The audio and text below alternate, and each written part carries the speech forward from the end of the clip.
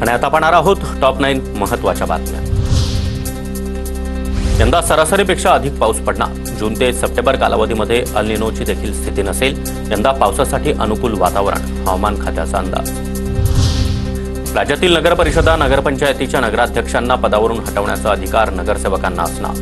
मंगळवारी झालेल्या राज्य मंत्रिमंडळाच्या बैठकीमध्ये निर्णय घेण्यात आला। राज्यातील 105 नगरपरिषद नगरपंचायतींना निर्णय लागू।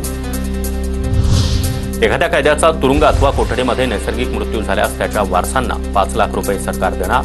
राष्ट्रीय मानवी हक्क आयोगाच्या निर्देशानुसार राज्य मंत्रिमंडळ बैठकीमध्ये निर्णयाला मंजुरी। भूसंपादनाचा मोबदला विलंबाने दिल्यास त्या रकमेवरील व्याज एकाच दराने दिलं जाणार।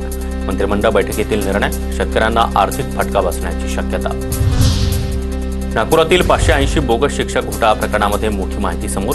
शिक्षक भरती घोटाळा प्रकरणी उपसंचालक ऑफिसात तपासात तर पोलीस दाखल होताच अधिकारी कर्मचाऱ्यांमध्ये खळबळ। पोलिसांकडून उल्हास नराडे यांच्या कक्षाची तपासणी। नॅशनल हेराल्ड घोटाळा प्रकरणी 25 एप्रिलला सुनावणी। ईडीकडून दाखल केलेल्या चार्जशीटमध्ये सोनिया गांधी, राहुल गांधी यांचं नाव। राज्यातील कोणत्याही लिफ्टला एक्सपायरी डेट नसल्याची माहिती समोर। नव्या उद्वाहन कायद्याची नियमावली 8 वर्षांपासून रखडली।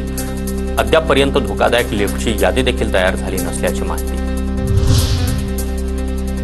मागील 6 दिवसांपासून सोनं चांदीच्या दरामध्ये चढ उतार कायम। सोनं 700 रुपयांनी घसरून 93,300 रुपयांवर, तर चांदी 500 रुपयांनी घसरली।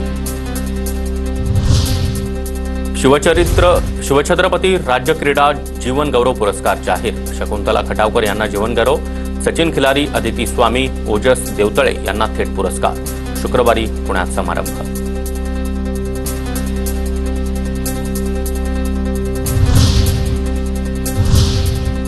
आणि आता पाहणार आहोत मुंबई शहर त्याचबरोबर उपनगरांमध्ये